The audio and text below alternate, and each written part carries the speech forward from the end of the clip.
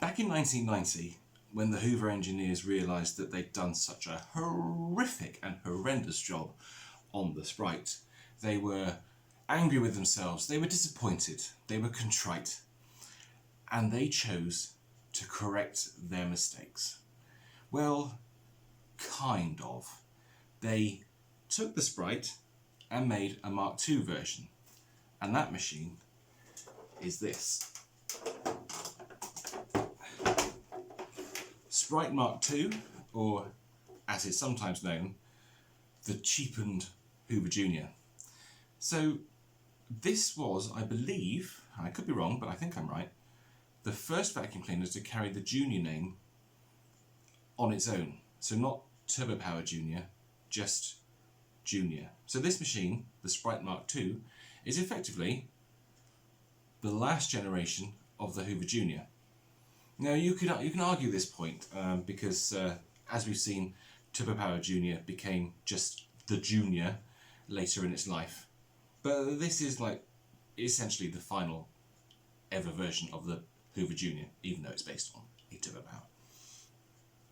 So what the Hoover engineers did was they basically corrected pretty much all of the issues that the Mark I Sprite had in the Mark II. A lot of the problems still exist in this cleaner. It's the same hood, but now done in a much nicer, I think, 90s black.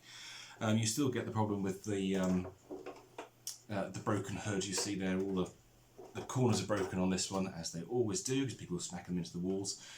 This has a very nice coloured base plate on it. They've rarely seen a base plate in that colour. It's quite nice. But the main thing that they changed, and the best thing they changed on it, was that the Mark II version has a ratchet for the handle. So you get a proper ratchet. So this one, you can tilt it back and it lifts the hood, you can pick it up, it doesn't flip over. So that's nice, and it's two position as well. Oh, that is luxury. Another change they made was to the bag. So on the original Sprite, you basically just had a very small bag throat, and it used Hoover Junior bags actually.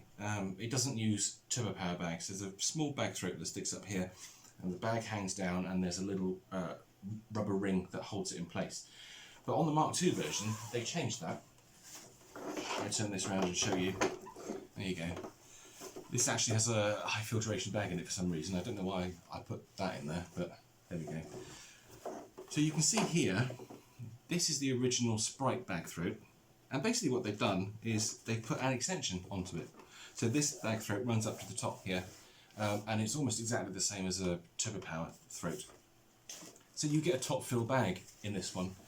It's much easier to empty. You imagine trying to change the bag on this.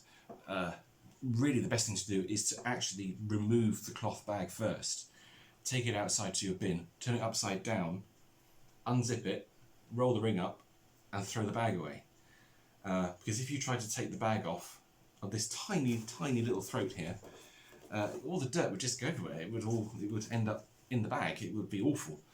So yeah, so it's an improvement, the Mark II.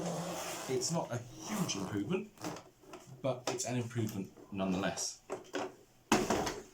So that really is a conclusion to the Hoover Sprite saga. They weren't great machines. I would say they are some of the worst machines ever made, but of course that's just my opinion. People won't agree with it, and that's cool. You know, it's good to have different opinions, and it's good to talk about things as well. So let's get this one into the lounge and give it a run.